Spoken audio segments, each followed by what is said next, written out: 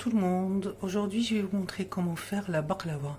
Donc comme ingrédient, comme vous voyez, vous aurez besoin de la farine pour la pâte, donc c'est 500 g de farine, le beurre 175 g de beurre mou, là encore c'est pas encore mou, hein, donc je vais le mettre au micro-ondes pour le détendre un peu, 220 ml mélange eau et l'eau de fleur d'oranger, 220 ml.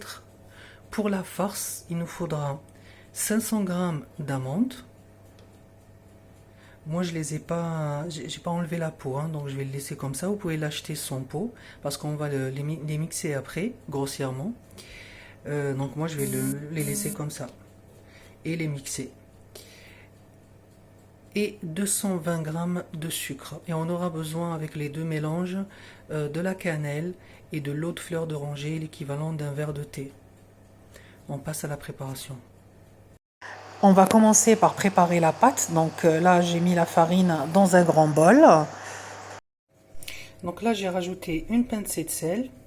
Maintenant, je vais rajouter le beurre que j'ai fondu.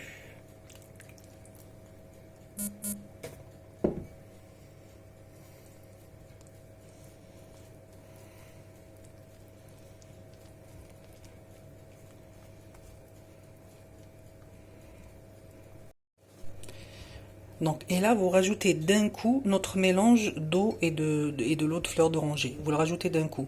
Ça va être un peu liquide au début, mais ne vous inquiétez pas, la pâte va se former juste après. Parce que si on le fait en plusieurs fois, on aura du mal à ramasser la pâte. Après avoir fait notre pâte, je la divise en 10 boules. Utilisez une balance de cuisine afin qu'elle soit bien proportionnée et les laisser se reposer quelques minutes. Entre-temps, préparez la farce en mixant les amandes. Ajoutez aux amandes mixées grossièrement le sucre, une cuillère à café de cannelle, vous pouvez en mettre plus selon goût, et le verre de thé d'eau de fleur d'oranger. Vous aurez, comme vous voyez sur la photo, un mélange humide mais pas collant. Je prends les 5 boules de pâte et je commence à étaler une par une comme sur la photo en ajoutant entre chaque pâte de la maïzena. Cette opération est très importante pour avoir l'aspect feuilleté de la baklava. Vous étalez un peu votre pâte, vous les superposez entre eux sans oublier de mettre de la maïzena. Vous étalez la première, vous lui ajoutez de la maïzena par-dessus, vous étalez la seconde, vous la mettez sur la première et ainsi de suite sans oublier de mettre de la maïzena entre chaque pâte étalée. À la fin, vous prenez la pâte avec les 5 boules superposées et vous les étalez le maximum jusqu'à avoir une pâte unie assez fine qu'on va placer sur notre moule rectangulaire qui fait 40 sur 30 cm. Placez la farce qu'on a déjà préparée au préalable, unifiez avec une spatule, recommencez la même opération pour les 5 boules restantes et étalez sur notre moule. Découpez les bords pour enlever l'excès de pâte qui dépasse et coupez votre baklava en losange comme sur la photo en mettant des lignes horizontales après diagonales et placez une amande sur chaque losange. Faudra bien l'enfoncer dans la pâte.